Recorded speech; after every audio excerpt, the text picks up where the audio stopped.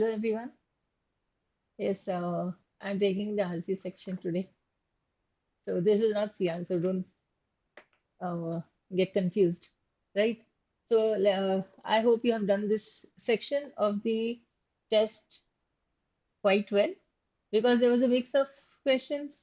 Yes, a few difficult ones, confusing question options, and of course a few easy ones also which you could have caught and secured your marks.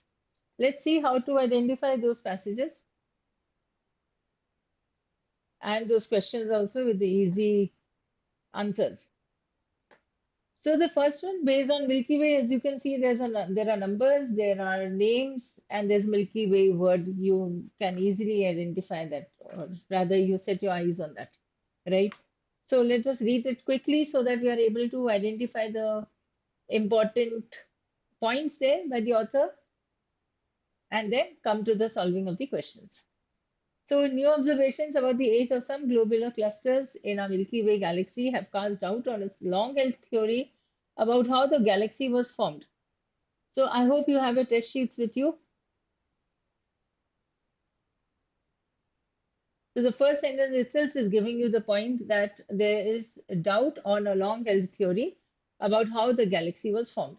The Milky Way contains about 125 globular clusters. In brackets, you can skip that, distributed in a roughly spherical halo around the galactic nucleus. The stars in these clusters are believed to have been born during the formation of the galaxy and so may be considered relics of the original galactic nebula, holding vital clues to the way the formation took place. First paragraph talks about the how the Milky Way was formed and the theory based on that.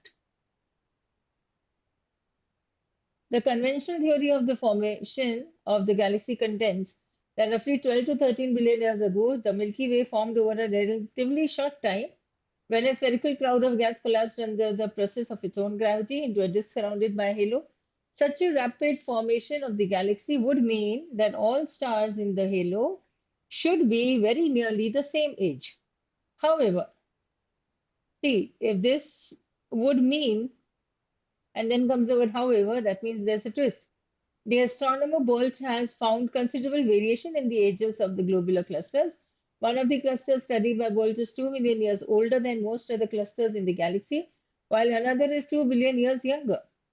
A colleague of Bolt contends that the cluster called Palomar 12 is 5 billion years younger than most of the other globular clusters. So that means there's a variation in their ages, though they should have been of nearly the same age. To explain the age differences, here comes a point like there's an age and then there's a difference. These ages are not equal. So to explain the age differences among the globular clusters, astronomers are taking a second look at their renegade theories. One such newly fashionable theory, first put forward by Richard Larson in the early 1970s, argues that the halo of the Milky Way formed over a period of a billion or more years as hundreds of small gas clouds drifted about, collided, lost orbital energy, and finally collapsed into a centrally condensed elliptical system. Larson's conception of a lumpy and turbulent proto-galaxy is complemented by computer modeling done in the 1970s by mathematician Alan Turing, which suggests that closely interacting spiral galaxies could lose enough orbital energy to merge into a single galaxy. So here, first paragraph talking about the theory that there's a doubt, then talks about the age, what should be and what is found, and then it is talking about the new theory, right? So it's a very easy. It should hardly take you 2 minutes to read the whole thing and identify the points.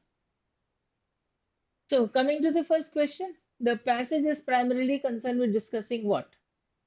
Discussing the importance of determining the age of globular clusters in assessing when the Milky Way galaxy was formed. Is it determining the age of globular clusters? But then all these are various ages. Recent changes in the procedure used by astronomers to study the formation of the Milky Way galaxy. Recent changes, but in the theories, not changes, that means there's a doubt on the theories, well established ones. And then recent changes, but in the procedure, no. Determining the age.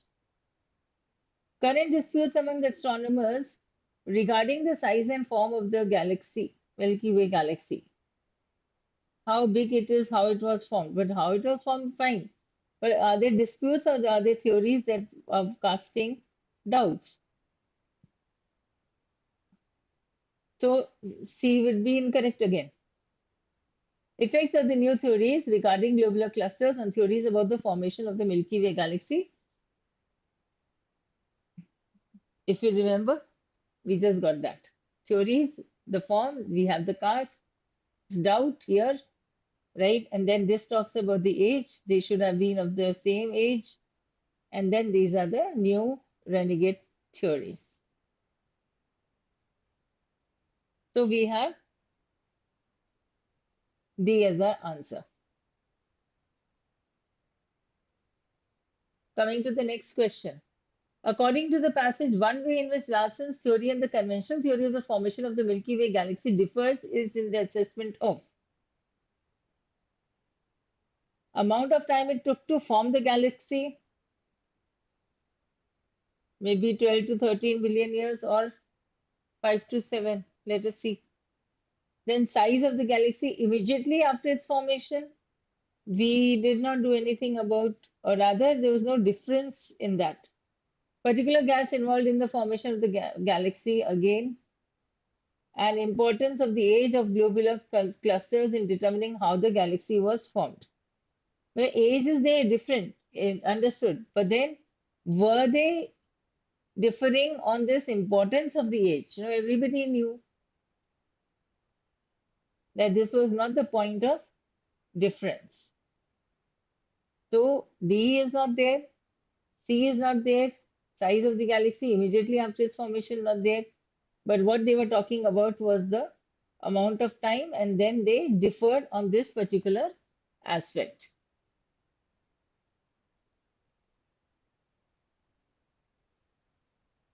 It was very clearly given in the second, third paragraphs. So, which of the following, if true, would be most useful in supporting the conclusions drawn from recent observations about globular clusters? Most useful in the conclusions drawn from the recent observations. So, let us see. There is firm evidence that the absolute age of the Milky Way galaxy is between 10 and 17 billion years. Most useful in supporting the conclusion.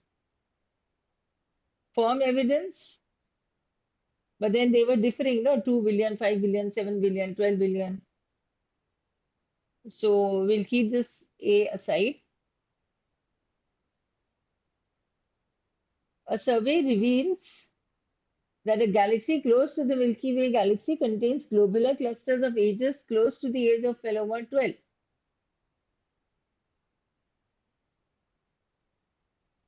We need something that is most useful to support this conclusion. Now, mathematical model proves that small gas clouds move in regular patterns. How will this be useful? Possible? A study of over 1,500 individual stars in the halo of the Milky Way galaxy indicates wide discrepancies in their ages. That means what? What we are talking about in this recent observation is about age, right? That was a major part. And then in the second and third paragraph, there was the difference in the ages also, right? The sentence that we had, no?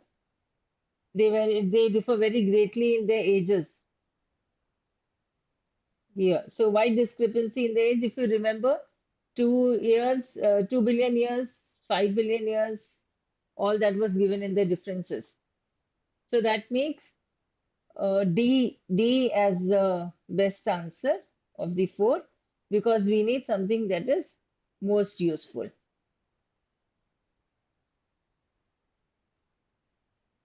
A slide referring to the passage again would give you the exact answer then, accurate answer.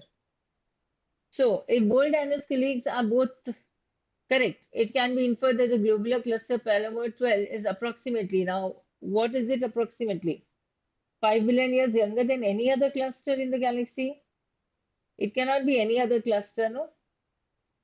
Because there could be, we don't know all the clusters in the galaxy and the ages, no? So we can't use this very strong word.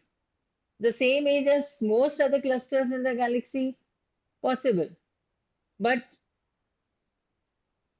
most also would give you like many, right? So we still do not know the number there. So B can be ruled out. 7 billion years younger than another galaxy. Than another galaxy means we are talking about one only, right? That makes how we had a galaxy that was given that it is 2 billion years older, and the other was 5 billion years younger, right? So we have a difference of what? If 2 here and 5 here, that means a difference is of 7. So 7 billion years younger than another galaxy. It is not even most of the galaxies then. Yes, we know in the passage that there is one that they found would be 2 billion years older, and there was another that they found that would be 5 billion years younger than the time.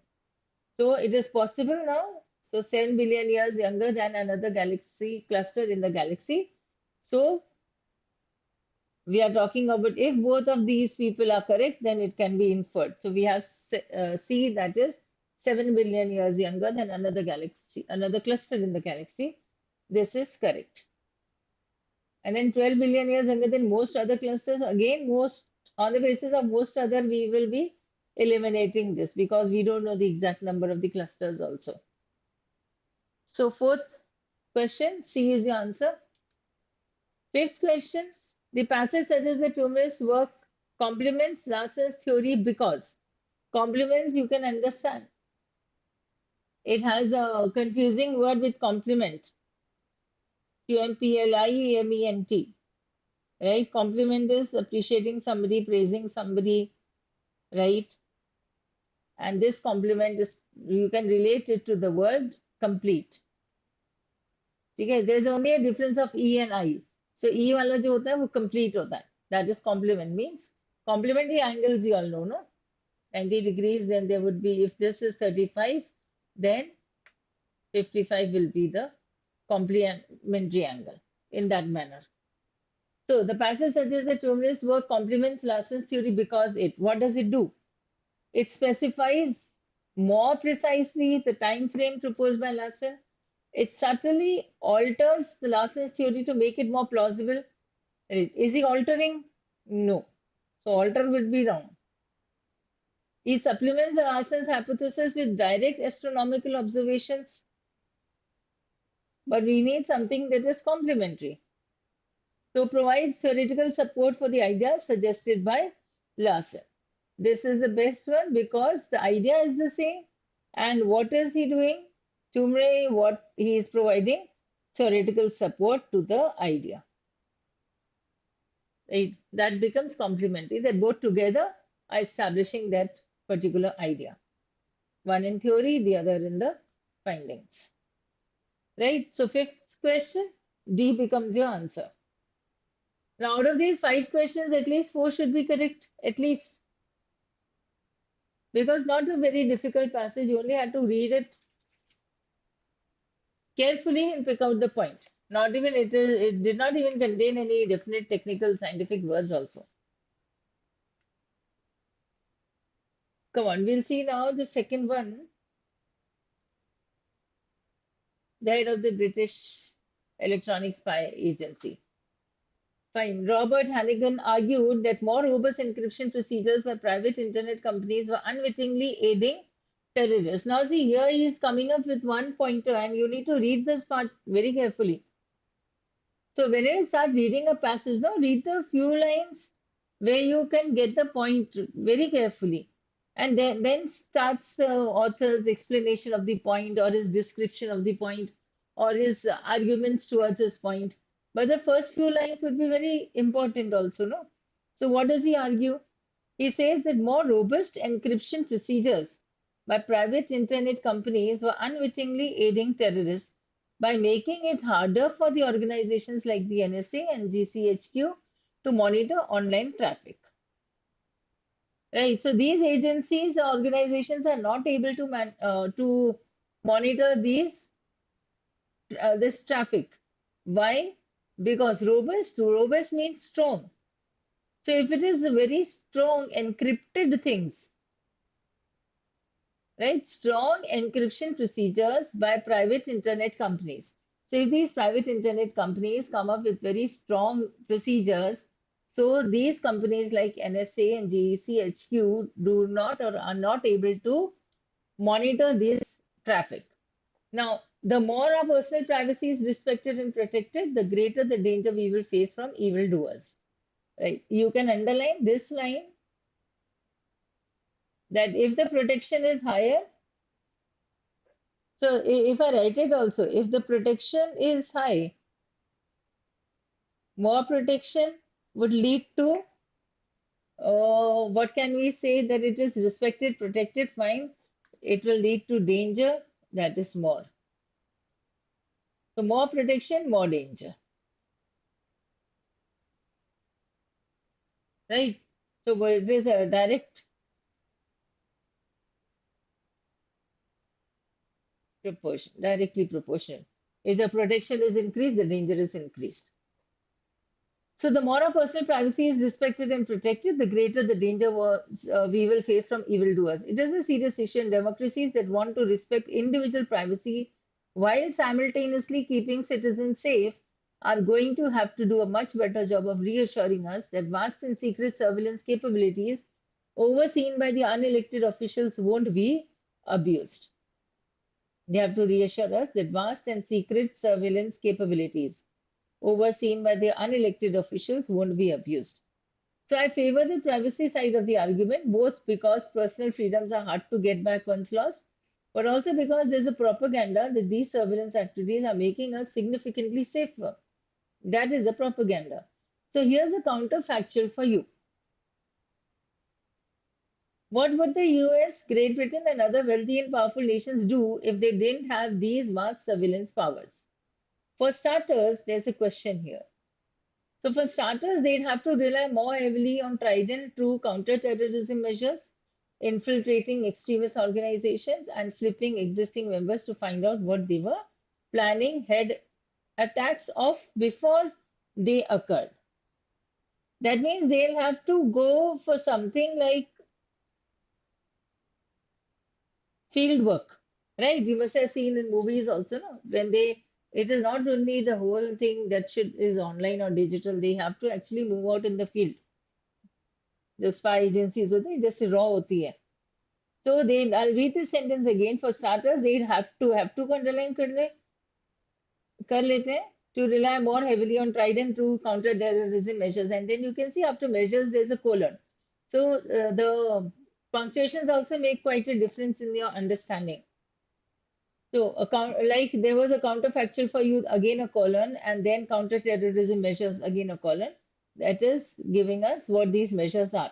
Infiltrating extremist organizations, flipping existing members to find out what they are planning, head attacks off before they occurred, and eventually roll up the organization themselves. So, states waged plenty of counter-terrorism campaigns before the internet was invented, and while it can be difficult to infiltrate such movements and find their vulnerable points, it's not exactly an unknown art. That means they used to do it earlier also. So if you couldn't spy on them before the safety of the internet, we'd probably be doing a lot more than this.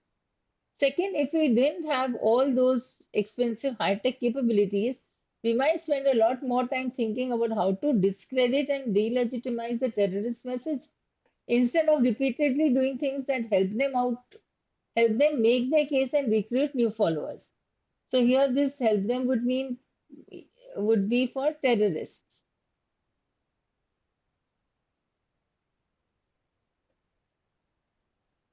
If the US leaders genuinely want to help these societies or if they are responding to a legitimate threat, the crude message that drones, cruise missiles, and targeted killings send is rather different.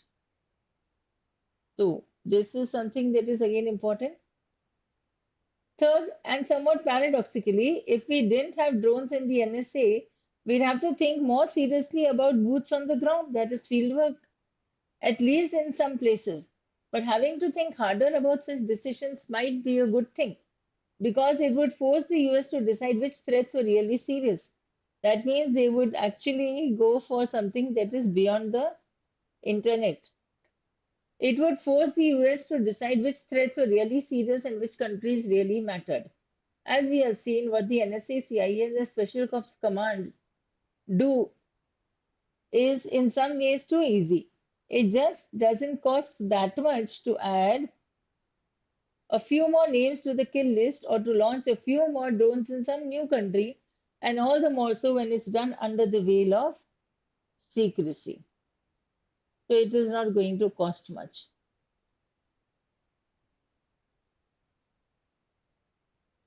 So the points that you could have collected here, one was in the first two, three lines that because this encryption is very strong, the organizations that are like NSA and GCHQ, they are unable to monitor the traffic, online traffic. And if they are unable to monitor the online traffic, they are saving the privacy of the people. That means all this will be applicable to the terrorists also.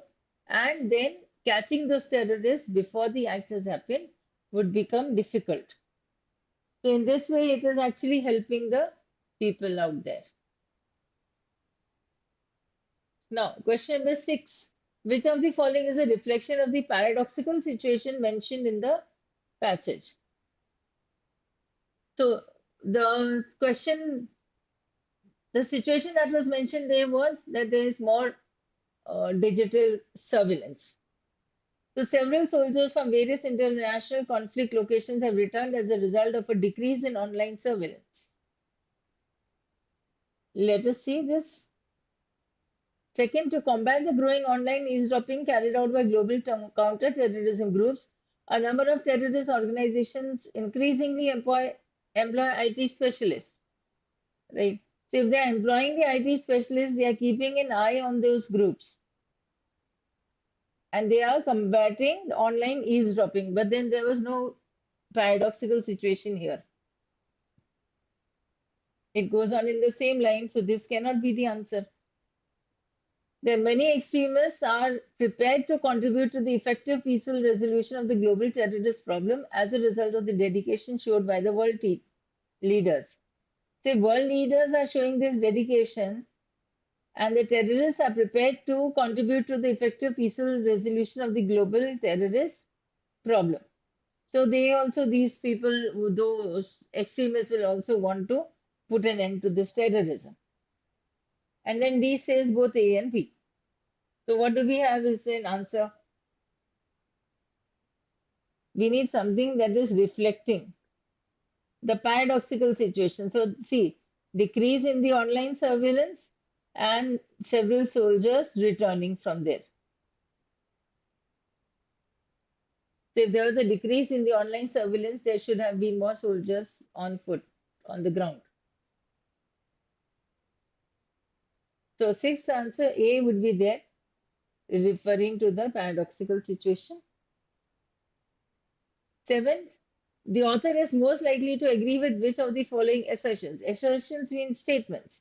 You need something that he is most likely to agree with. So, privacy violations are an unavoidable side effect of fighting terrorism. Unavoidable side effect, not necessary. Privacy violations could be avoided also, and the terrorism could be fought also, not by making that very strict, the digital part. Any attempt to compromise privacy is terroristic because it is sacred. So any attempt to compromise privacy, so privacy cannot be compromised even if the whole society is at stake. ऐसा नहीं होगा, right? So is this compromising? No, it is like safeguarding your privacy is all fine, but then it will not be at the cost of the state, no? So any attempt would not be the answer then. In this circumstance, it is not acceptable to violate someone's privacy. But which circumstance are we talking about?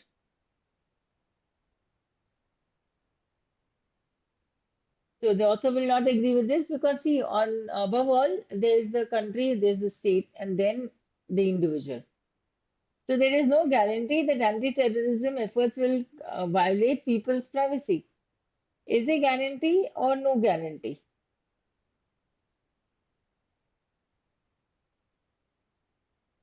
We need something that the author is going to agree to. So the author is most likely to agree with which of the following assertions? That there is no guarantee that anti-terrorism efforts will violate people's privacy. The anti-terrorism efforts will violate or not violate, that is not nothing that is sure. So we have 7D as the answer.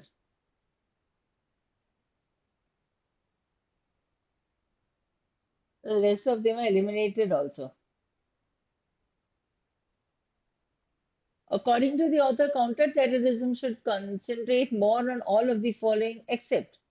That means all of the following except मतलब किस पर नहीं करना चाहिए, not to concentrate.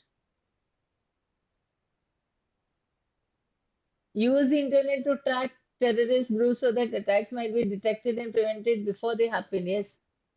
But then this is again partially the sentence is correct. But this is again telling you that you use the internet to track the terrorist groups.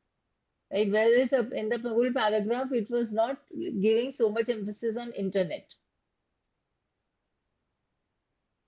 So it will counter terrorism should concentrate more on all of the following except मतलब किस पर concentrate उसे नहीं करना था. तो use of terrorism पे नहीं करना था ना because it was already being given there in the paragraph that an excessive use of that internet or strangling that internet in that manner is going to create a problem there. Why? Because they would not come to know about the terrorist activities then. So gaining access to terrorist organizations and collecting vital data that will aid in the investigation of their activities. This is what the counter-terrorism should concentrate on. So this is correct. Denying the legitimacy of the terrorist message and putting threats in order of importance and deploying armies appropriately. That means first they'll list the threats according to the importance and then they'll send their armies appropriately. Ridiculous. 8 का answer A आ जाएगा. I'm repeating, the answer of 8 is A. Next, which of the following has the author cited as a major weakness in the fight against terrorism? A major weakness in the fight against terrorism. Let's see what we are not doing or what the country is not doing or what the world is not doing. So failure to dispatch such movements, narratives and invalidates them. Failing to establish meaningful relationships with the local community. This is not required also. The legitimate local governments are not supported. See, you need something that is a major weakness in the fight against terrorism.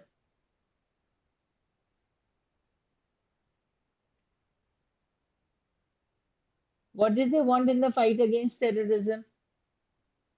Failure to dispute such movements, narratives. How is this going to help you?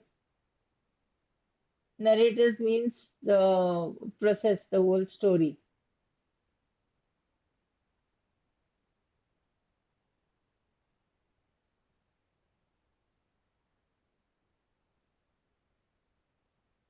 Failing to establish meaningful relationships with the local community is somewhere mentioned there.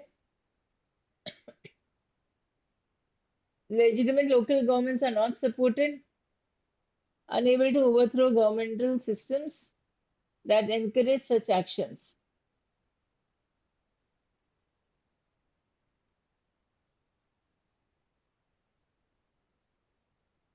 If you go back to that paragraph, you will see that these three sentences, B, C, and D, could be established, or rather, not even mentioned in this fight against terrorism. Meaningful relations nahi aayega, legitimate local governments will not be there, and unable to overthrow the governmental systems.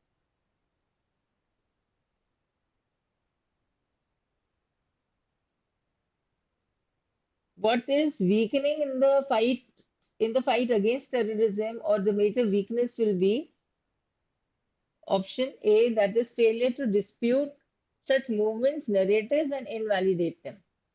Right? Because such narratives would mean stories. So if such stories are given there, then they are unable to, or they fail to even question such narratives and then hence invalidating them. This is the major weakness in the fight against terrorism. This is not being done as required. Which of the following has not been brought up as a drawback of relying too heavily on the internet to combat terrorism? Relying too heavily on the internet to combat terrorism, iska dhyan rakhna. So, has not been brought up. Again, the confusing questions, but then you can read them carefully then.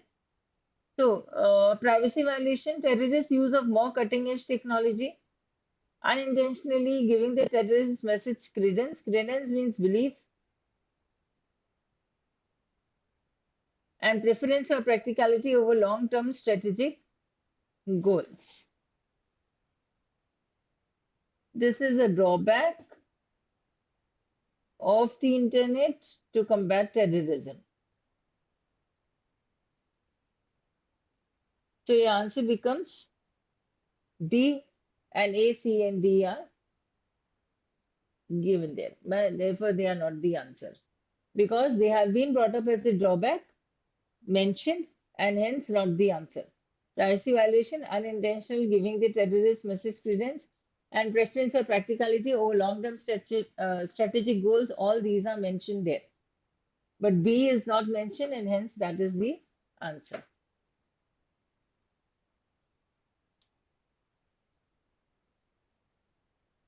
Third passage now.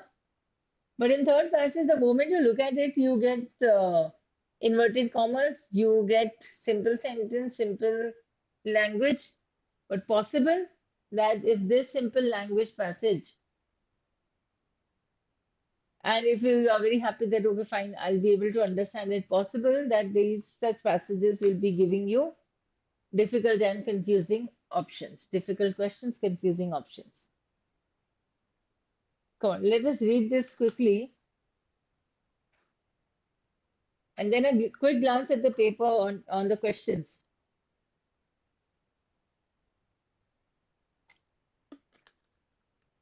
So Desiree's face became suffused with a glow that was happiness itself. Oh, Armand is the proudest father in the parish. I believe chiefly because it is a boy to bear his name, though he says not that he would have loved a girl as well. But I know it isn't true. I know he says that to please me. That means if she had a girl, she would have been more happy. And Mamma, she added, drawing Madame Valmont's head down to her and speaking in a whisper. He hasn't punished one of them, not one of them, since the baby was born. Even Negrelin, who pretended to have burned his leg so that he might rest from work. But Soto, he only laughed and said Negrelin was a great scamp. Burning his leg so that he might rest from work, मतलब इतना काम हो गया है कि छुट्टी नहीं मिल रही है, and therefore he would have to hurt his own leg so that he would get some time to rest. So he would go to that limit also. So he only said and said Negrelin was a great scamp. Oh, Mama, I'm so happy, it frightens me. What Desiree said was true. Marriage and later. Now see this sentence after the inverted comma, what Desiree said was true. This becomes the point of the author. It indicates the point. It is not exactly the point that what Desiree is saying is true, but whatever Desiree said has been indicated by the author that yes, this is true for most of the people. So marriage and later the birth of his son has softened Armand of Vigny's imperious and exacting natural nature greatly. This was what made the gentle Desiree so happy, for she loved him desperately. When he frowned, she trembled, but loved him. When he smiled, she asked for no greater blessing of God, but Armand's dark, handsome face had not often been disfigured by crowns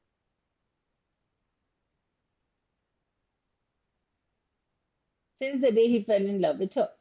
When the baby was about 3 months old, Desiree awoke one day to the conviction that there was Something in the air menacing a peace. That means something that was harming a peace. Menace is something that is dangerous.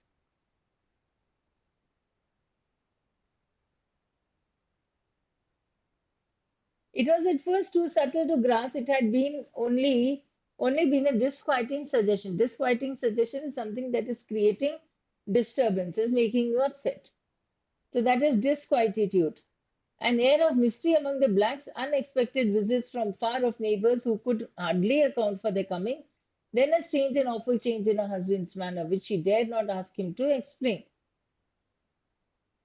When he spoke to her, it was with averted eyes from which the old love sight seemed to have gone out. He absented himself from home, and when there, avoided her presence and that of a child without excuse. And the very spirit of Satan seemed suddenly to take hold of him in his dealings with the slaves.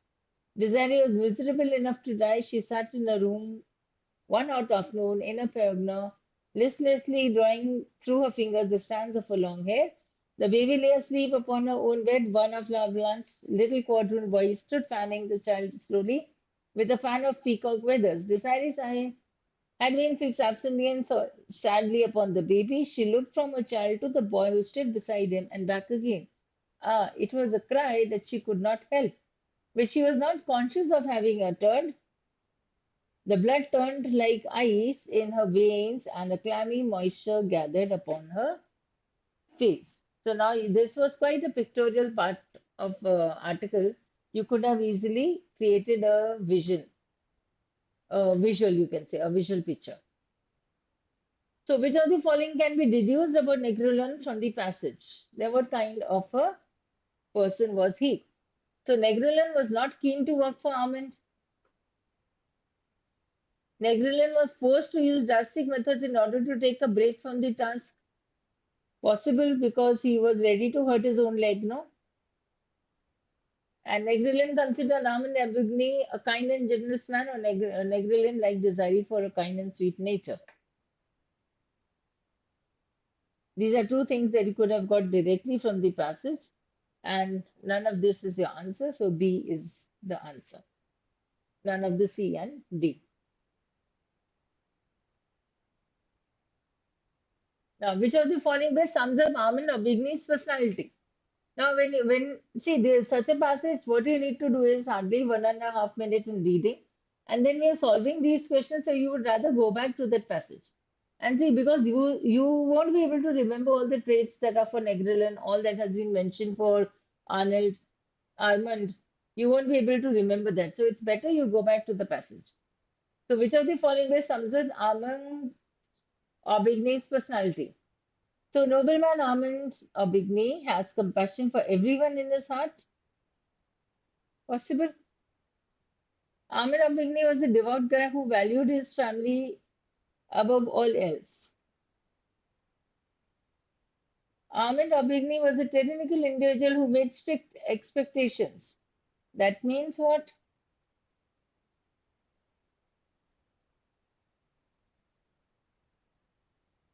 Tyranny is related to cruelty, right? So tyrannical will be cruel. Who made strict expectations. He wanted people to follow him, whatever he had said. When it came to his family, Armand Aubigny was kind but authoritarian with his employees. Was he authoritarian? Yes. But was he kind? Not necessary. So we have C, because you remember the first few lines Desiree had said that see, he has not even beaten one of them or any of them. That means otherwise he was a tyrannical one, no? So 12th answer is C. 13th question. Surprise visits from distant neighbors who could hardly explain their presence. What does the author mean by the assertion? Assertion means something that you have stated. The proprietors didn't know the visitors and had no idea where they were from where they had come and who they were, ye nahi pata tha. Same thing. To bless the mother and infant, the visitors came to see them, but yes, who were the visitors? That is the point. Long distance guests arrived with a dubious justification for their presence.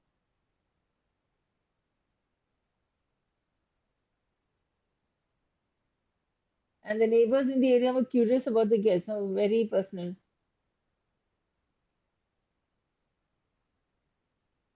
So the best answer would be C. They didn't know the visitors and had no idea. Possible. This is what he says. Surprise is it. They didn't know that they were coming, and who they were, we don't know. Who could hardly explain their presence. That means they did not have the reason also. So this is what he's saying, that they had no idea why they were there, right? And therefore A would be better framed.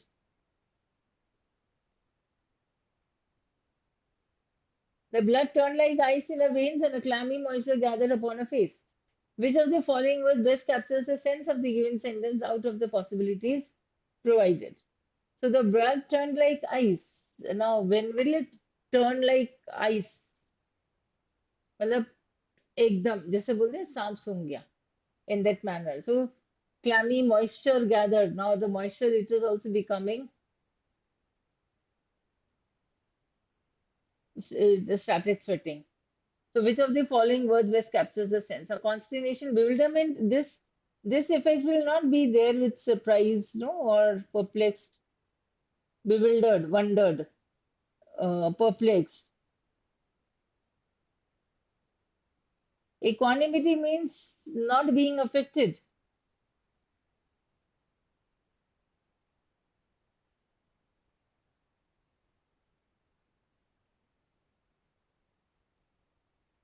Equally animus, no, equanimity.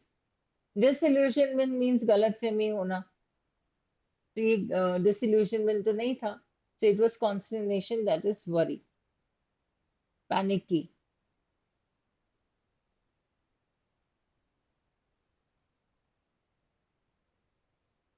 Next question. Which of the following statements is not supported by the passage? Now, not supported by the passage. So her mother was Madame Valmont. If you remember, I'll go back to the passage. Husband's behavior changed in a diabolical way. Desiree understood the cause of husband's alteration in behavior. That means why was there a change in his behavior? And Desiree was a submissive woman who focused the joy on the spouse. So something that is not supported. But her mother was Madame Valmont, given there in the paragraph. Husband's behavior changed in a diabolical way. That too is understood. Understood the cause of her husband's alteration in behavior. Did Desiree understand of why her husband has changed his behavior? This is nowhere inferred from. And she was a submissive woman who focused the joy on her spouse. So this is correct, and C becomes your answer.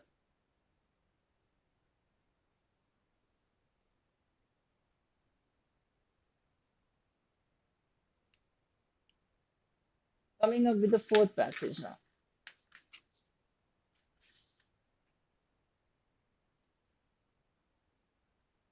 So, out of these three passages, at least you should have done all three. That means leaving one or two questions if you want to, but otherwise you will get um, good marks here. You should have done it. Let's see the fourth one now.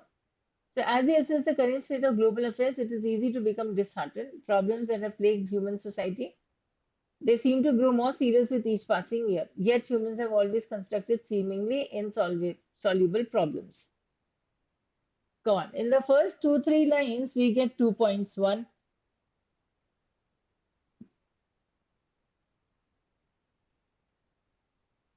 current state of affairs, problems have plagued human society.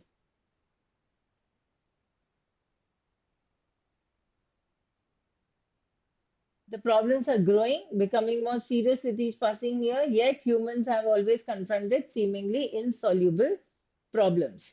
And it is through an interactive problem solving process, which Popper describes as a process of conjecture and refutation, that humans have been able to super adapt to an unprecedented variety of survival challenges.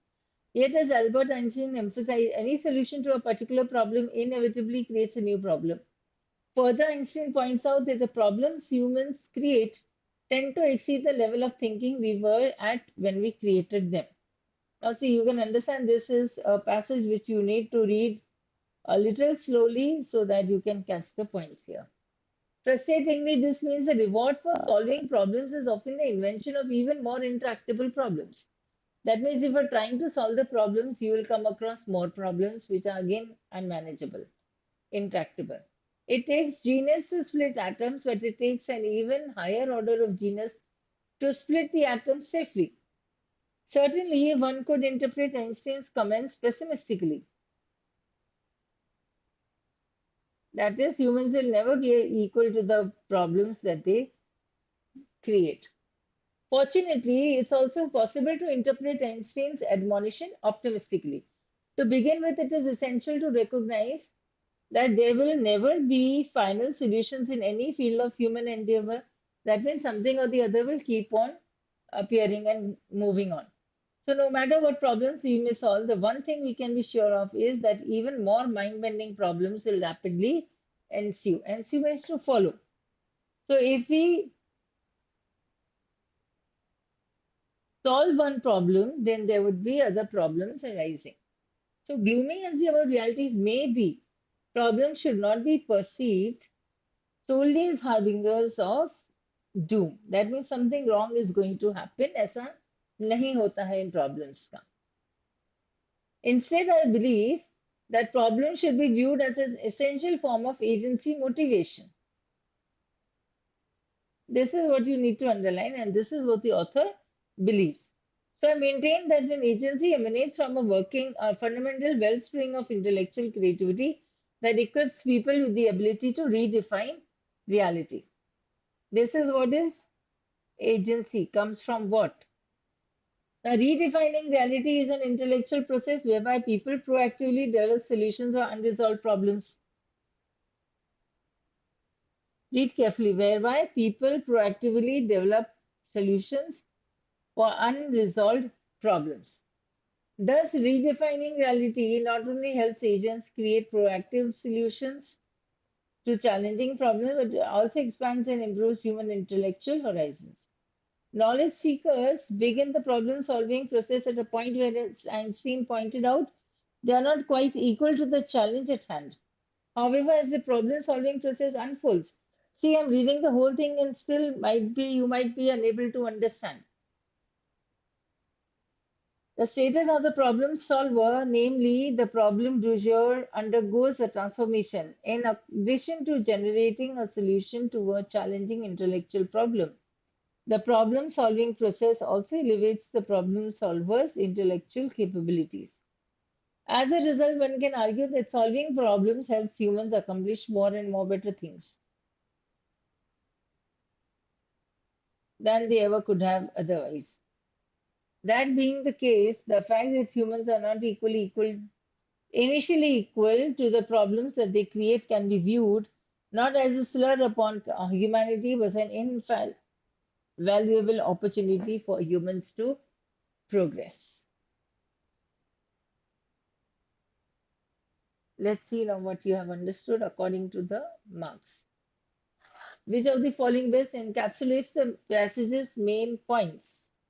That means whatever main points we read and identified, we need to mark that option. So there will never be a perfect solution, thus pursuing a goal is more vital and gratifying than never be a perfect solution. ऐसा कहीं कहा है उसने?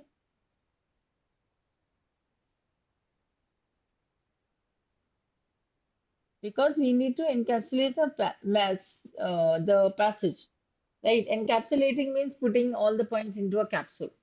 That would be encapsulating. So first one will not be there. Second, due to their sheer determination to overcome obstacles and persistent search for solutions, humans have developed into the dominating species.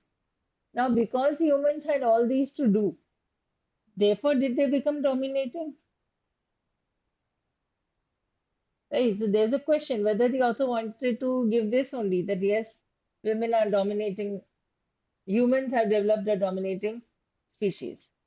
Humans have the power to redesign reality by their motivation, entrepreneurship, and invention. Reality is a dynamic, fluid, and transient idea. Transient means fleeting, short-lived.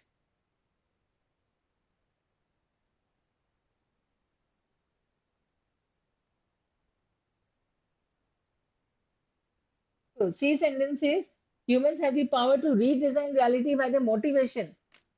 How will they redesign the reality? Reality is a dynamic, fluid, and transient idea. If reality is this, then humans have the power to redesign reality by their motivation, entrepreneurship, and invention. ऐसा तो नहीं है. D says human advancement is driven by difficulties and aptitude for addressing them frequently breeds increasingly difficult issues, resulting in intellectual o- evolution. So this becomes your answer.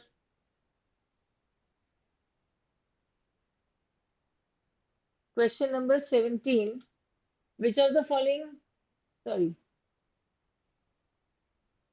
yeah, which of the following concepts is similar to the one that is implied in the sentences? Yet, as Albert Einstein highlighted, any solution to a given problem eventually produces new ones. This is what we had discussed in the paragraph also. Furthermore, according to Einstein, human problems frequently go beyond the level of thought we were at when we created them.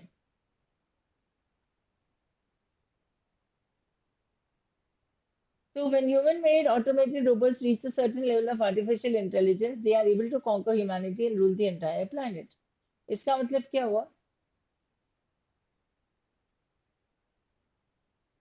Automated robots are human-made.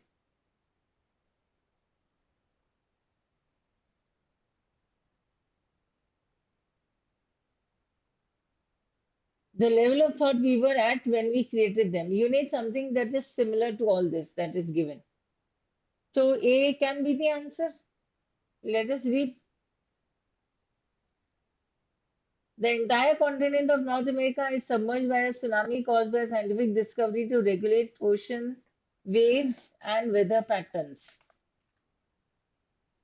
The entire continent of North America is submerged by a tsunami caused by a scientific discovery to regulate ocean waves and weather patterns.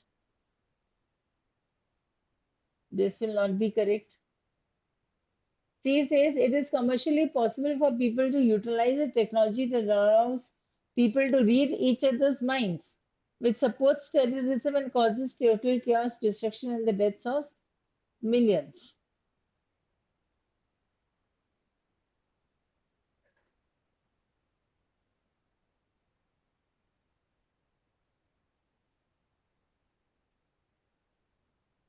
D sentence, the mass manufacture of electric vehicles, which would reduce pollution, causes millions of automotive industry people to lose their jobs, factories to close, and a domino effect of negative economic effects that contributes to a global unemployment issue. Dominoes effect would mean one thing happens, then the other would happen in the same area.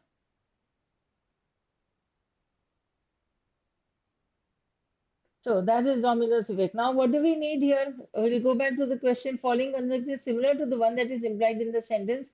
Any solution to a given problem eventually produces new problems. That means if there is a problem, right, and we find a solution to this problem, but with this problem being solved, this is going to give rise to other problems. Any solution to a given problem eventually produces new ones. Furthermore, according to Einstein, human problems frequently go beyond the level of thought we were at when we created them. So you need something that is similar. So you have D as the answer. So in such way, you get these questions. So something that is similar or similar except or whatever. Don't search for the same words. Don't search for the same line or phrase in the paragraph. Because what will be given here will be in words, it will be totally, it might be totally different. The only thing is that it has connection with this thought, right? So don't search for the exact words. D is your answer.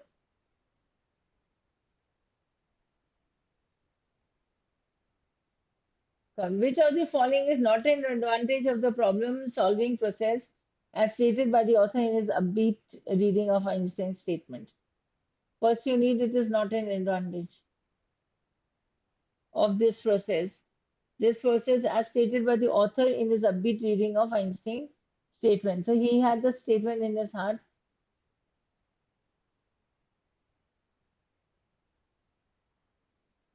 We need something that is not an advantage. So existing problem solving stimulates fresh thinking and broadens the intellectual horizons of the people. ये हो सकता है advantage. The human mind continues to develop critically, culturally, and socially as a result of problem solving by keeping it active and curious.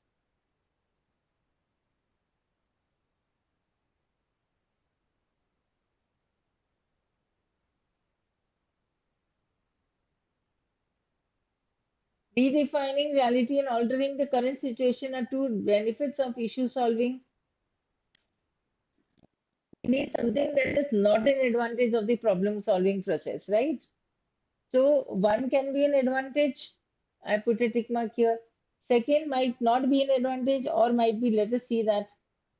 Third, redefining reality and altering the current situation are two benefits of this of the issue being solved. Possible, yes. Persistently solving issues demonstrates people's willingness to take on challenges that at first glance may appear insurmountable, right? But then this is something that is stated by the author or asserted by the author. So your answer becomes B for Bangalore, where developing culturally and socially as a result of problem solving by keeping it active and curious. So this is what they benefited in doing this. But how is it going to benefit?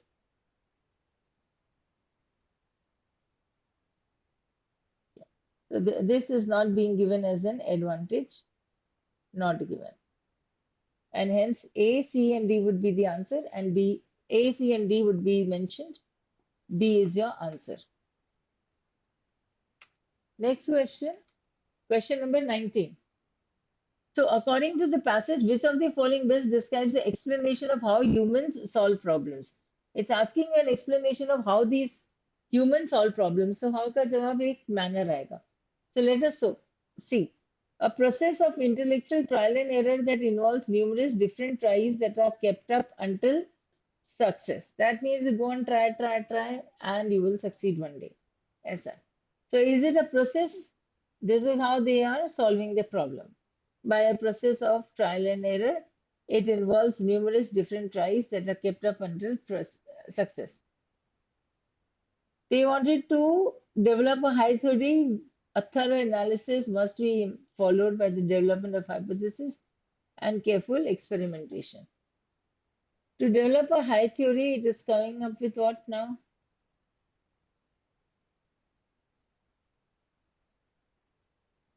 Analysis, a theory, and then followed by hypothesis, careful examination. ये हो सकता है, this is the best explanation. Let us see. Maximum use of human intelligence is ensured through a brainstorming process based on discussion and idea thrashing. That is maximum use of human intelligence. How will it come through? Brainstorming. Taking into account chance and probability, generating a number of alternatives, each with a different level of viability and indexing and ranking them according to preference. Chance and probability. Now see, these are 2, 3 things which we need to go back to the passage and check it out.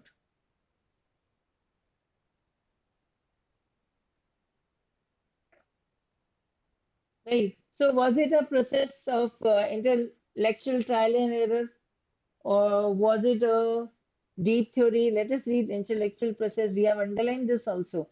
So we'll read from here. Gloomy as the above realities may be, here I am now in the middle of the passage. Problems should not be perceived solely as harbingers of doom. Instead, I believe that problems should be viewed as an essential form of agency, motivation. I maintain that an agency emanates from a fundamental wellspring of intellectual creativity that equips people with the ability to define reality. Redefining reality is an intellectual process whereby people and proactively develop solutions for unresolved problems. Thus, it not only helps agents create proactive solutions to challenging problems, also expands and improves human intellectual horizons.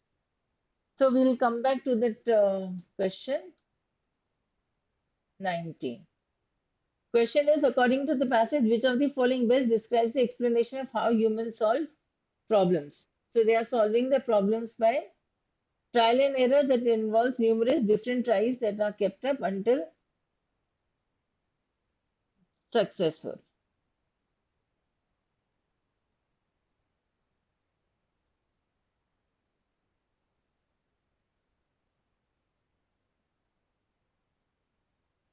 I'll come to the next question. We had marked that line no here when we read now.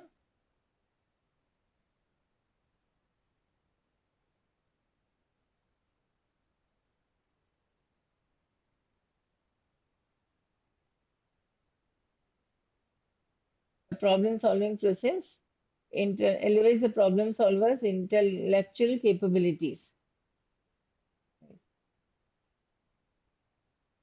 And we had it here also how they are solving.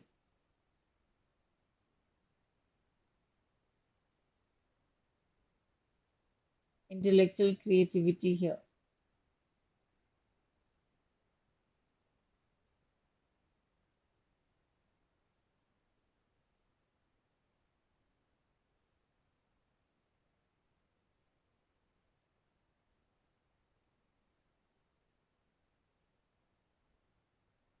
The 19th answer is A.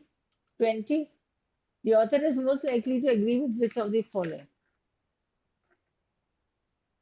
The majority of significant inventions and discoveries made by humans have occurred randomly rather than for any discernible cause.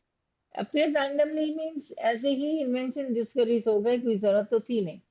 No, it is not that you sit very carefully and then you would start searching for electricity. ऐसा नहीं था.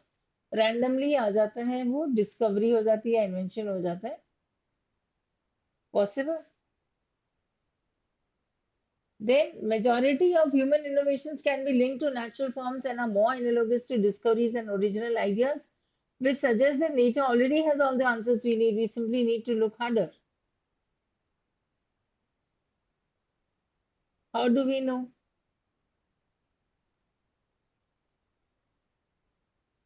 Right. So, majority of human innovations can be linked to natural forms and are more analogous to discoveries than original ideas. We simply need to look harder is not the answer there. Humans are genetically predisposed to both posing and solving problems. Genetically predisposed means they are inclined towards.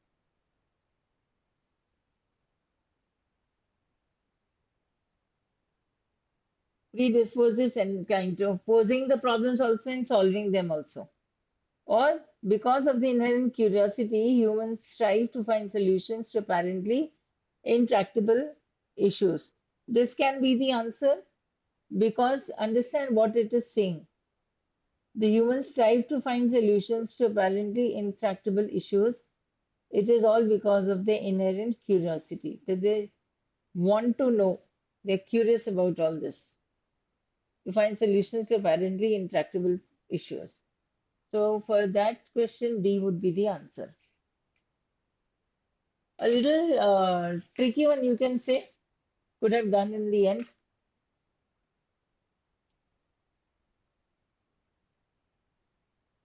So the animals looked nothing like anything they had seen before. They alerted West Bengal state's forest officials, who told them that the animals were kangaroos native to Australia but not found in India. The animals were rescued and sent to a wildlife park to be treated. One died later. Villagers were still confused and surprised with what they had seen. Soon videos of the kangaroos in India went viral. How on earth are kangaroos turning up in West Bengal? Twitter asked. Debel Ray, the chief wildlife warden of West Bengal, tells the BBC that animals were. This was quite an easy passage to be read, right? So I'll read the last part of this passage. Customs officials have the authority to stop people from transporting wild animals if they don't have proper permits, but they find it difficult to track the illegal trade through porous borders. Right. So if they get the permit, then it is allowed. But if not, and if there is illegal trade, but then illegal trade cannot be handled. That is the problem. The DRI said that since there is a ban on trade of native animal species, smugglers have shifted to exotic species, which has led to disastrous global environmental consequences. That means if the smugglers cannot harm the native species, they could be punished for that. But then they have shifted to exotic species, which means now, according to the law, the law is only on the native species, exotic species nahi hai. So they see this is how they would bypass or they would actually catch the loophole there in the laws. So let us see that these animals are smuggled into the country and making their way to cities across India. Indian wildlife officials often find that they can't prosecute these smugglers or traders because India's Wildlife Protection Act doesn't protect the non-native exotic animals. So this is what again the lacuna of that law is. Which of the following can be the purpose of the passage? To show how new species are emerging, how means manner. तो ये तो नहीं आएगा. To explain how smugglers face a lot of problems with smuggling exotic animals. ये हो सकता है, but then to give the explanation of only how they find it difficult to smuggle these animals. So then this will be like going means the authors sits and thinks, okay, fine, today I'm going to write an article about how these people are facing the difficulty in smuggling in the animals. ऐसे थोड़ी लिखेंगे वो. Smugglers को difficulty हो रही है होने दो अच्छा ही बात है. To highlight that there is a prevailing menace of smuggling exotic animals into India. They are bringing those animals and to explain how kangaroos are now found. Again, how and now not required.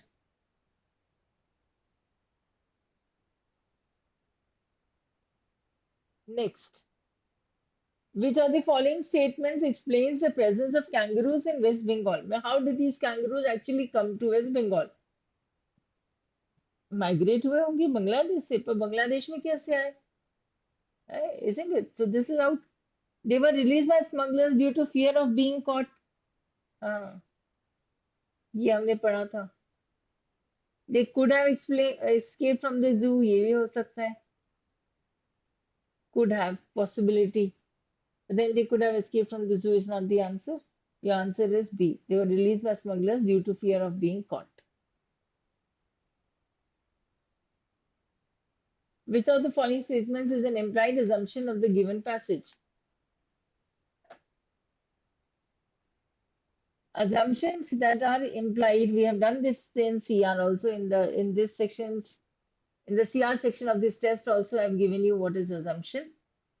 Right, so something that is implicit, a hidden premise, or the base of the statement. So the exotic species are spreading across the globe from their native places. Right? Is this an assumption or is this that something that they know? ये knowledge में है. Exotic species उसी को ही बोलेंगे हम. Exotic species smuggled in the country are left free if there is no demand for them.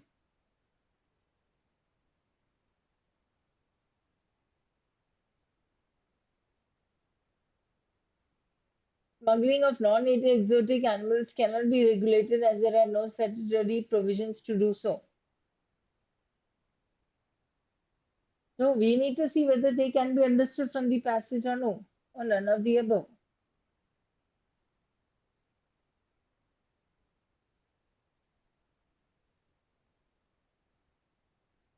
See, none of the above is the answer.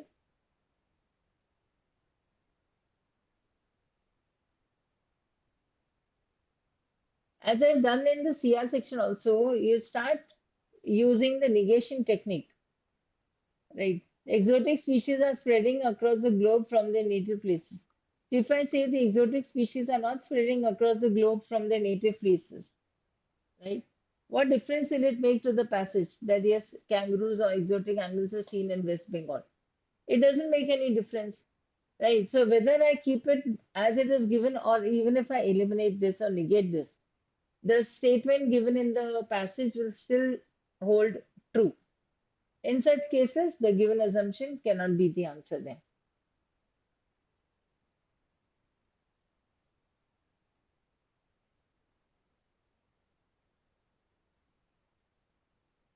Which of the following is the author's assumption as facilitating conditions of smuggling of exotic animals in India?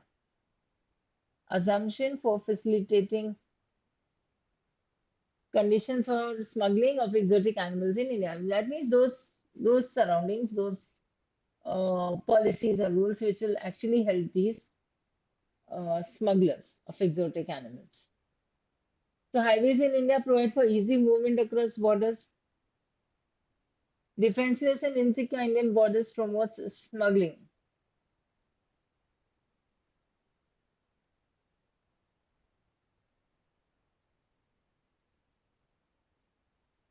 Anti-smuggling operations rarely take place, and all of the above.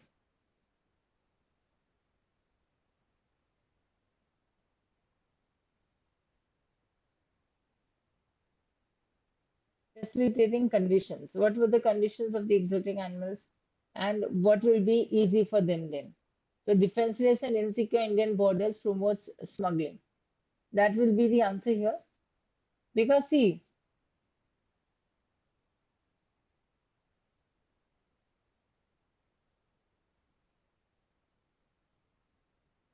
if this is the border, right?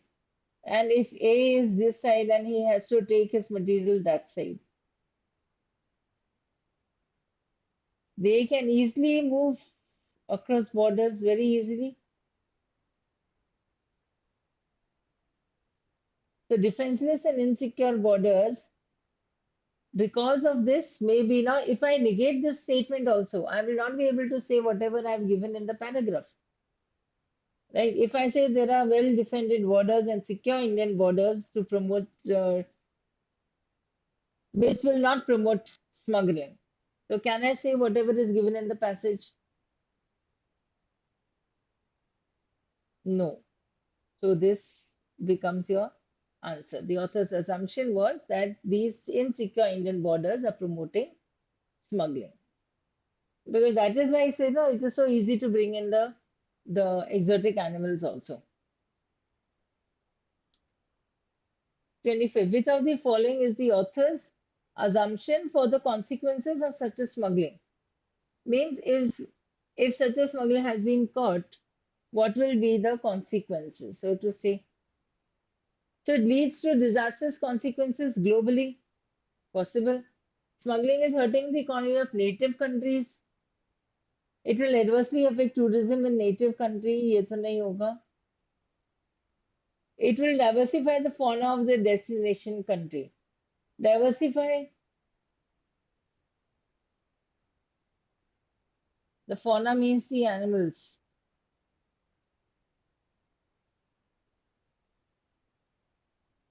So author's assumption for the consequences of such a smuggling will be fine only it leads to disastrous consequences globally. Yes, अगर smuggling होगा exotic animals का, so what is going to happen? He would say that it will lead to disastrous consequences. So let us go to the sixth passage, which is again a little tougher one. In many of its forms, feminism seems to involve at least two groups of claims, one normative and the other descriptive. Now, see, there were two passages, the first one and the last one, which were a little typical, which you would find it difficult.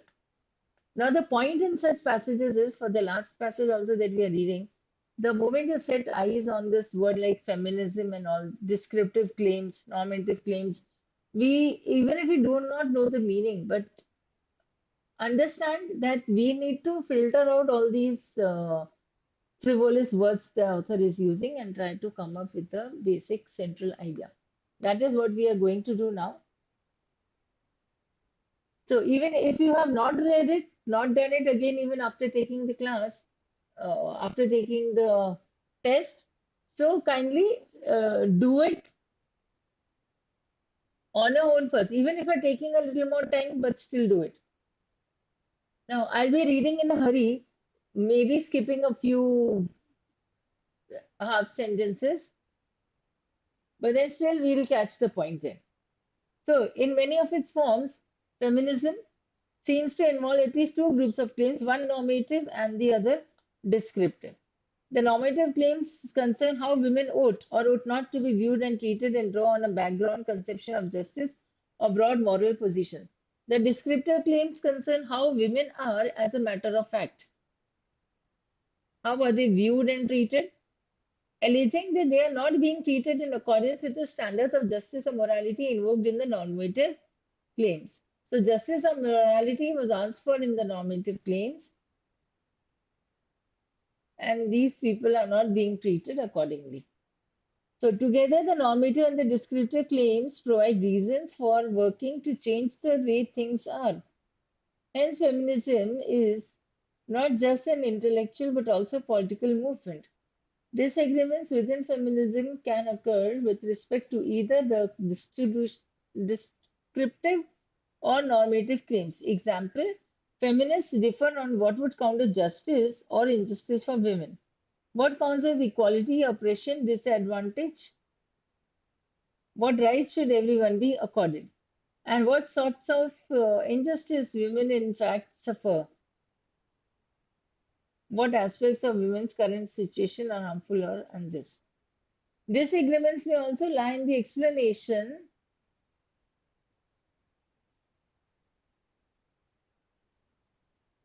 of the injustice. Wait. Two feminists may argue that women are unjustly being denied proper rights and respect, and yet substantively differ in their accounts of how or why the injustice occurs and what is required to end it.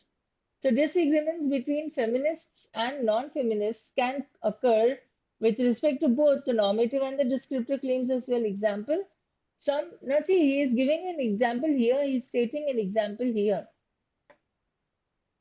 Some non-feminists agree with feminists on the ways women ought to be viewed and treated, but don't see any problem with the way things currently are. Right? So these are what non-feminists agree with feminists on the ways women ought to be viewed and treated.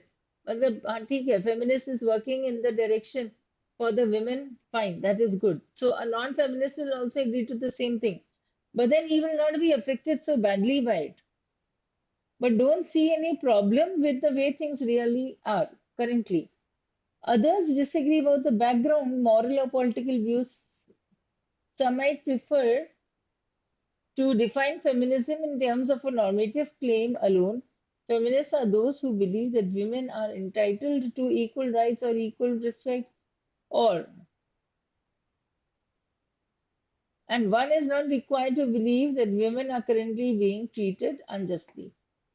However, if we were to adopt this terminological convention, it would be harder to identify some of the interesting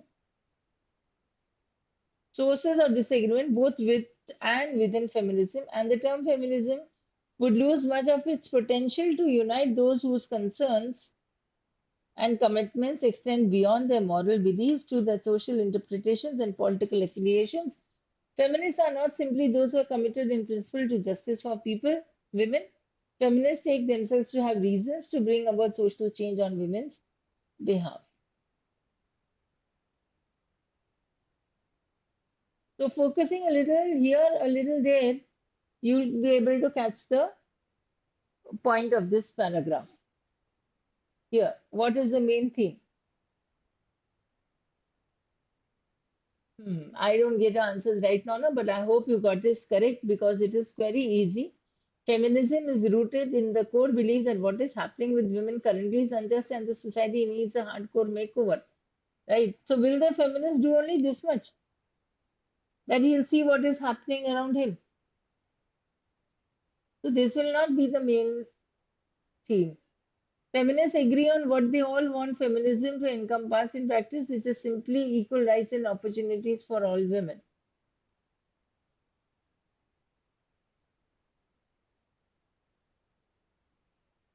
So can this be the main thing? Simply equal rights and opportunities? No. Feminists disagree among themselves on what all they want feminism to encompass in practice, while also disagreeing with the non-feminists. That means what exactly is required for the feminism to be in practice, they agreeing and disagreeing with non-feminists.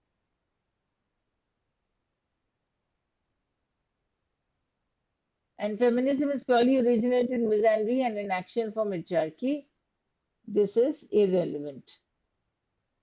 Absolutely. Right. So we have C as our answer. Question number 26, C is our answer. Question 27. What constitutes the ideological difference between feminists and non-feminists as can be inferred from the passage? So what was the difference, ideological difference between the two? So feminists may present women as the sole victims of the current society, while which non-feminists may disagree with, while being in support of the women's equal rights. They may disagree, but they are the sole victims of the current society. ये हो सकता है, और हमें क्या चाहिए? Ideological difference चाहिए. ठीक है, तो ये डिफरेंस नहीं हो सकता. They may present women in this manner. Fine.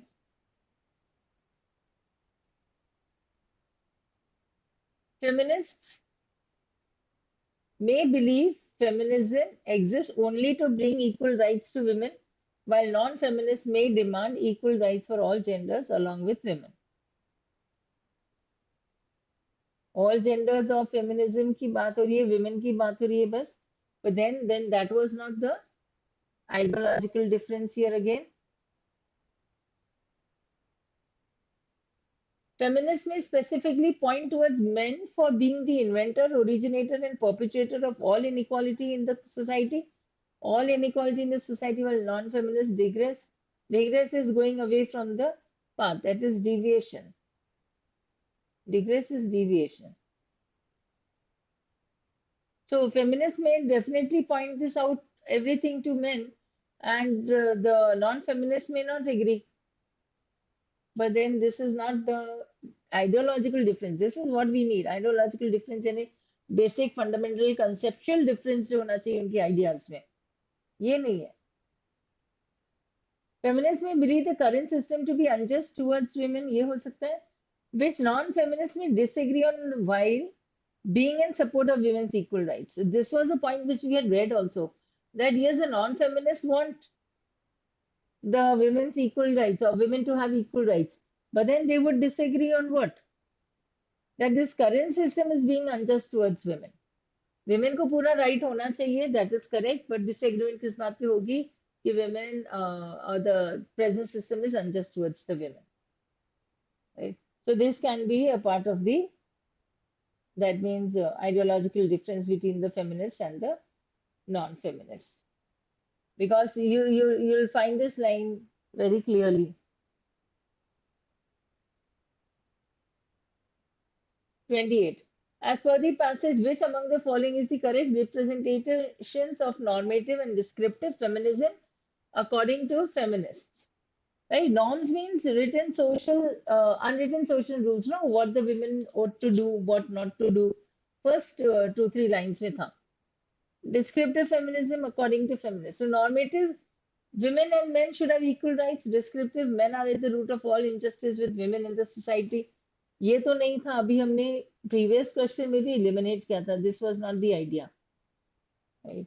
B says normative, women and men should have equal rights. Descriptive, women are unfairly treated in the society. Yes, this was what the feminists were saying, no? Normative ones. Then normative says women are unfairly treated in this society and women and men should have equal rights. Right? This was the opposite thing. Normative, what they said and what the descriptive said. तो ये दोनों opposing है. B answer सही है, D इसका opposite है इसलिए out. Normative, women and men should have equal rights. ठीक है. And men are unfairly treated in the society, no, but women are unfairly treated. तो यहाँ पे भी women होता तो ठीक होता, है ना? ऐसे ये देखो, जब हमने डी मार्क किया होता तो आंसर गलत जाता। तो लॉक कर देते हैं हम, B for Bangalore, answer D is out, because this was spread throughout the passage, normative and descriptive. Now comes the passage can be best described as what? Expository, descriptive, argumentative, narrative. Argumentative, giving the pros and cons, but giving one side, one stand, and convincing the readers of that stand.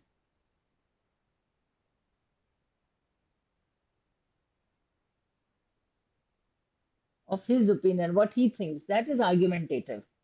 Descriptive, as we have done, descriptive will be mainly a style, right? So all these are styles only. Descriptive will be giving us minute details. That is describing. Expository, I had discussed it in the classes also. Expository is like giving you something from the scratch, from the very introduction. So when it talked about, say, the normative and the descriptive ideologies, no? So it explains us also what is normative, what is descriptive. Normative is something that you ought to be, ऐसा. So from the very scratch or introduction. So now we, even if we have not read about this topic earlier, we would be able to understand it now. That is, this is what is feminism. So expository is from the scratch introduction. Descriptive is giving you minute details. Argumentative, it gives the pros or the cons of the situation and then tries to convince the reader of what his opinion is. And narrative is goes like a story, or it is like a series or sequence of events.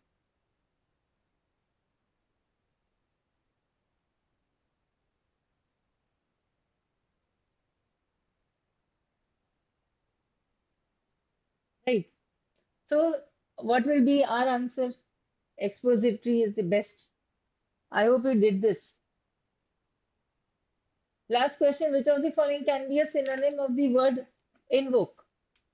We need a synonym. So commandeer, extol, augment. Augment is like starting, initiating, triggering. Right? Commandeering is dominating. And extol would be like praising, to speak a lot about somebody or something. So this is like speaking a lot about something. Our answer will be entreat, and entreat would mean like pleading or urging, praying, beseeching, you can say.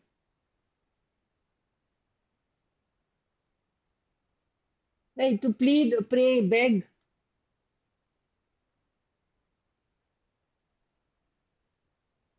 Persuading somebody listen to listen to what your point is or listen to what you want. So that is entreating. Pleading and beseeching would be the best use of it. Many times it is used. So here comes the end now. Yes, this was a moderate to difficult set of questions. So out of 6 passages, you could have done 4 easily, picking out, selecting the easy passages. And those two, the first and this, not the first one, the last one, and the fourth one. Fourth one you could have, means you could have done at least 2 or 3 questions out of these, the last two passages which were difficult. Otherwise, all questions should have been done. That means that would make about 20 questions, and if you take three questions in each, that makes a set of 26 questions at least to be done. maybe you left two, three, but out of these 26, you should get, in this set of questions, you should get at least 21, 22 correct.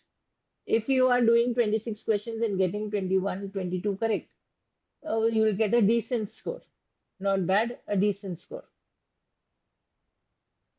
So you read it again, even if you have still a little more difficulty, go through these passages again,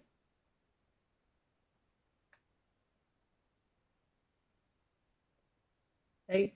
Repeat, solve them, pick out all the difficult words, as I usually say.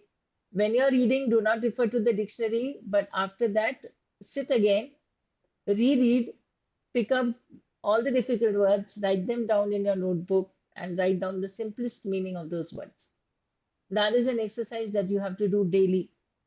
So, whatever you are reading, articles, editorials, essays, opinions, from whichever newspaper you're reading, whichever book you're reading, if you're reading novels and all, whatever you do in the class, in that also, kindly, after you solve those questions, sit with those passages again and write down all the difficult words. That will be my suggestion for the day. So that's all for today. So we'll end. Wait. Thank you.